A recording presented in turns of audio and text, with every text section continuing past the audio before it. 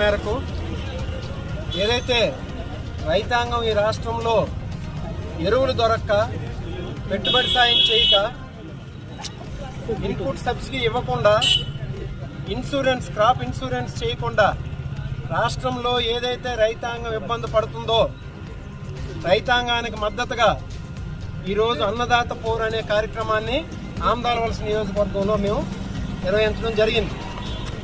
అడుగడుగునా పోలీసులు అడ్డుకొని ఎక్కడికక్కడే గృహ నిర్బంధాలు చేసి ఇటు రైతుల్ని కేడర్ని అందరినీ కూడా పోలీసులు నిర్బంధించిన రైతు గొంతు నొక్కాలని చూసిన అనేక మంది వందలాదిగా తరలి వచ్చి ఈరోజు ఈ నిరసన కార్యక్రమంలో పాల్గొనడం జరిగింది. ఆమదాలవలస నియోజకవర్గంలో రైతులు ఉసురు పోసుకున్నటువంటి ప్రభుత్వం ఏది కూడా బట్ట కట్టదు.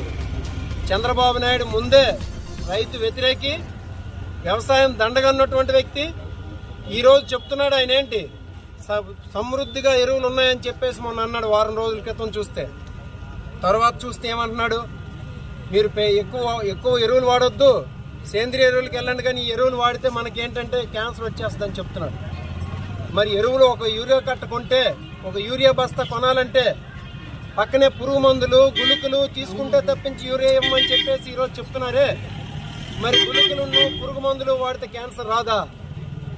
ప్రభుత్వం ఇదేంటంటే ఒక నిరంకుశత్వంగా కేంద్ర ప్రభుత్వం ఏం చేస్తుంది, ఇప్పుడు ఇస్తున్నటువంటి సబ్సిడీలో ఒక యూరియా బస్తా మీద మీరు రైతుల దగ్గర కానీ ఒక యూరియా బస్తా తగ్గిస్తే మీకు 800 రూపాయలు ఇస్తామని చెప్పేసి సెంట్రల్ గవర్నమెంట్ చెప్పడంతో ఆ డబ్బులను మిగిలించుకోవడం కోసం, ఆ సబ్సిడీ అమౌంట్ని తెచ్చుకోవడం కోసం చంద్రబాబు నాయుడు గారి ప్రభుత్వం ఈరోజు రైతుల తాలూకా ఉసురు పోసుకునే పరిస్థితి ఈరోజు నెలకొని ఉంది. ఈరోజు ఈ రాష్ట్రంలో మనం చూస్తున్నాం.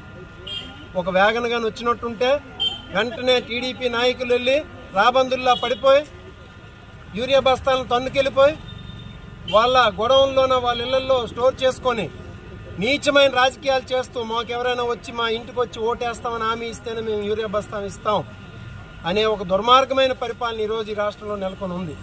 సో వీటన్నిటికీ ఏదైతే పెట్టుబడి సాయం ఇస్తామని చెప్పేసి రెండు సీజన్లకు కలిపి 40,000 రూపాయలు కాకుండా 5,000 రూపాయలు ఇచ్చారో దానికి నిరసనగా క్రాప్ ఇన్సూరెన్స్ ఉచితంగా చేయిస్తామని చెప్పేసి జగన్మోహన్ రెడ్డి గారి టైంలో ఉచిత క్రాప్ ఇన్సూరెన్స్ చేయించి ఒక పురుగు పోట్లతోనో లేకపోతే వరదలతోనో లేకపోతే